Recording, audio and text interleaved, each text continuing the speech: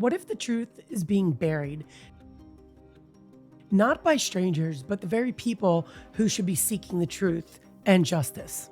Sudiksha boards that flight and they wind up in the DR and they're partying and they're having a good time. They're coming to the end of the trip. They have just a couple days left and they go out and they hang out at this bar. This bar is also a place that I believe you can hang in, even if you're not staying at the hotel, that anybody is welcome in here. If you go online and you search things that are happening in the DR with actual DR residents, they will tell you that that particular bar is known for having some issues with roofing and substances and having just stuff, even if this wasn't a Joshua thing.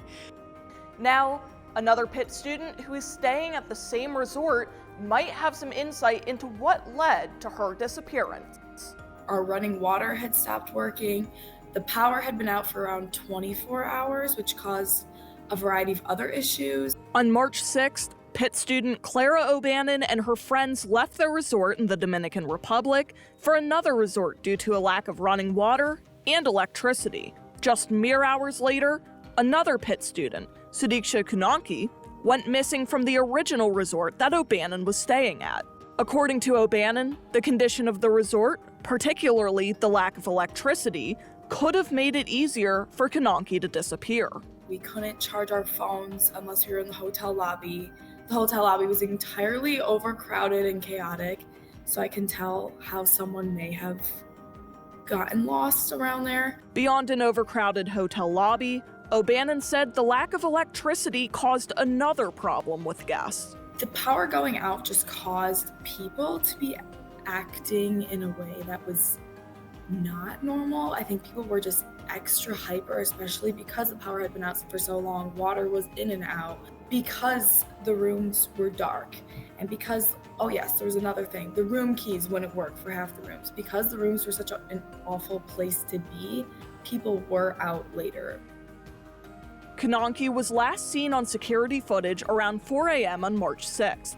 Reports from the last people around her say she was in the water, and O'Bannon says she's concerned about that due to the condition of the beach. The beach had, to my understanding, no lifeguard in place, so it was wavy, and that day, I believe, the red flag was up, meaning that you should not have been in the water at all. The water was extra choppy that day. I remember in the daylight, the waves were pretty intense, and you could get knocked over standing in knee-deep water. With the Konanki family now asking for a legal declaration of death for their daughter and the search efforts not turning anything up, O'Bannon said she pains for her fellow Pitt Panther.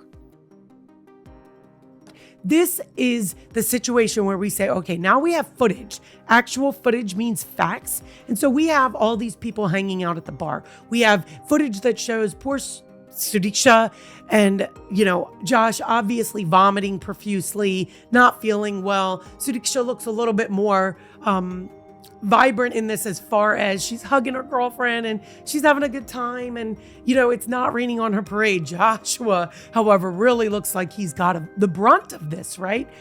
The media telling us that eventually Sudiksha and Josh were by themselves on this beach.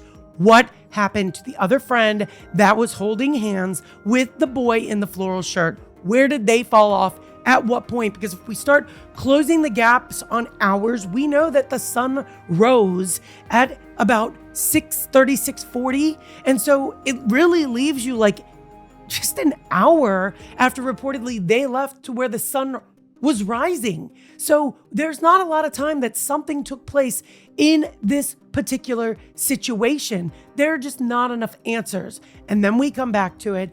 And if you look at the laws in the DR, they're saying unless the DR finds evidence and pretty much says, okay, we're arresting you within 48 hours, they cannot trail him. They cannot keep him unless they look at him as a witness within this case. So the DR is being very careful not to say he's a suspect, because the minute that they do, the clock has begun and they've got 48 hours to arrest this young man or let him go. So instead they're like, he's a valuable witness because they can hold him indefinitely. They cannot survey him and keep the police tailing him, but they can keep him in the DR without giving him his passport until they have cleared him as a witness, which seems like they were doing as they were dragging their feet.